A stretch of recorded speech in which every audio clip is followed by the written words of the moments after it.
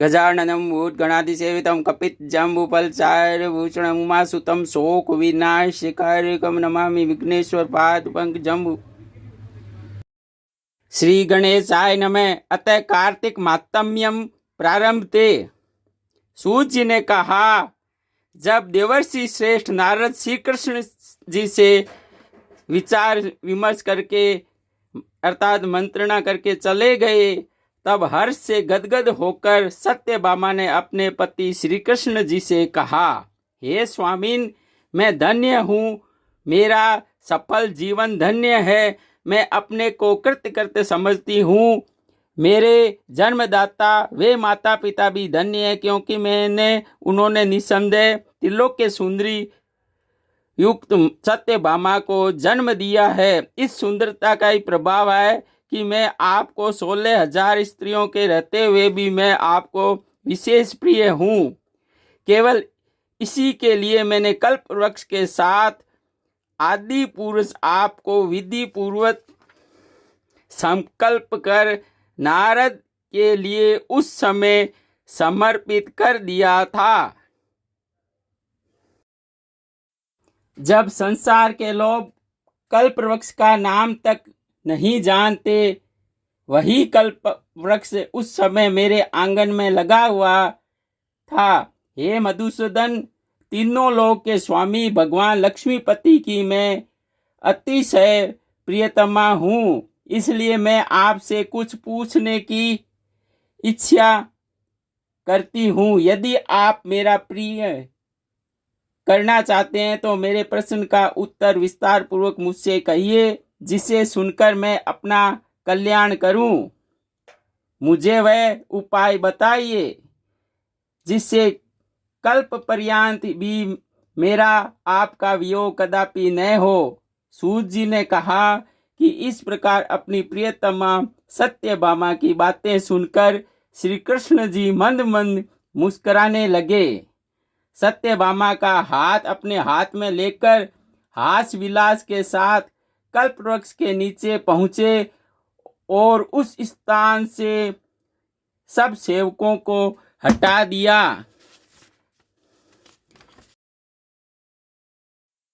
सत्यभामा की ओर देखकर हंस से साथ ही पूछा कि क्या यह उपाय सुनोगी। सत्यभामा भगवान के इस अनुराग को देखकर संतुष्ट और पुलकित हो गई और कृष्णचंद्र जी से भी सत्यभामा को प्रसन्न देखकर गदगद हो गए। भगवान ने कहा, हे देवी, वास्तव में इस 16,000 नारियों के रहते हुए भी मैं तुम पर प्राण से तुल्य प्यारी हो। तुम्हारे लिए तुम्हारी कल्प वृक्ष वाली जिद रखने के लिए देवताओं के साथ देवराज इंद्र से भी लड़ गया था। हे प्यारी, जो तुम पूछना चाहती हो वह बड़ी ही अद्भुत बात है।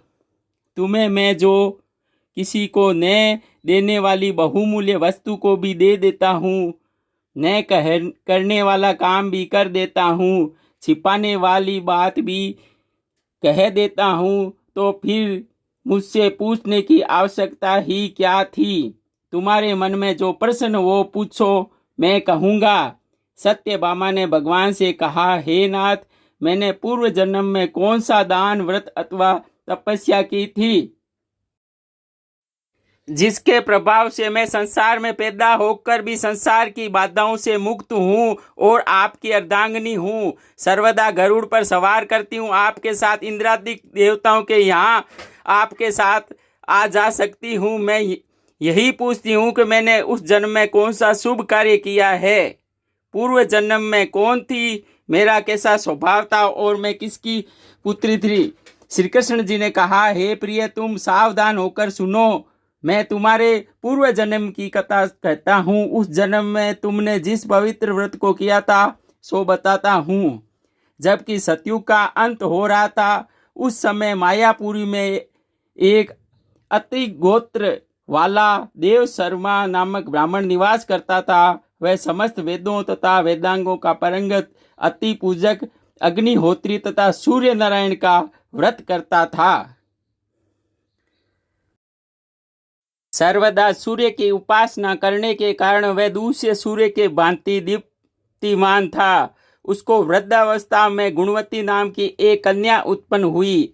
देव शर्मा को उस पुत्री के अतिरिक्त कोई संतान नहीं थी।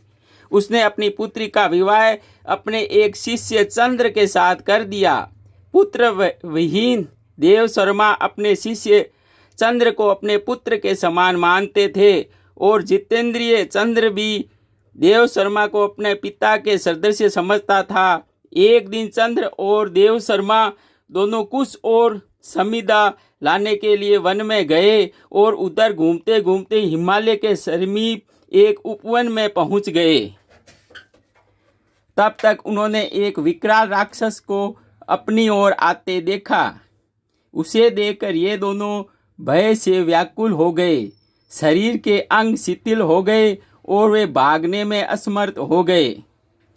यम स्वरूप उस राक्षस ने उन दोनों को मार डाला। हमारे गुणों ने उन क्षेत्र के प्रभाव और दोनों के धार्मिक स्वभाव के कारण उन दोनों को बैकुंठ धाम में पहुंचाया। जीवन भर उन दोनों ने जो सूर्य देव का आराधन किया था, उसी से मैं उन पर बहुत प्रसन्न था। हे प्रिय, शिव सूर्य उपासक, गणेश के पूजक, वैष्णव और शक्ति के पूजक, जैसे वर्षा का पानी समुद्र में गिरता है, उसी भांति ये सब अंत में मेरे ही समीप आते हैं। अकेला मैं ही नाम और क्रिया के भेद से 5 रूपों में विभक्त हूँ। जैसे किसी का नाम देवदत्त है, वही देवदत्त किसी का बाप है, किसी का पुत्र है, किसी का भाई है और किसी का भतीजा है, लेकिन वास्तव में वह देवदत्त एक ही है। अस्तु सूर्य के समान तेजस्वी वे दोनों मेरे बैकुंठ में आकर रहने लगे। विमान पर यात्रा करते थे, उनका मेरा समान रूप था। वे मेरे ही समीप रहते थे और उनके शरीर में दिव्य चंदन लगा रहता था। इति पद्म पुराणे श्री कृष्ण सत्यभामा संवादे भाषा टीका सहितम कार्तिक महात्म्ये प्रथमोऽध्याय समाप्तम्।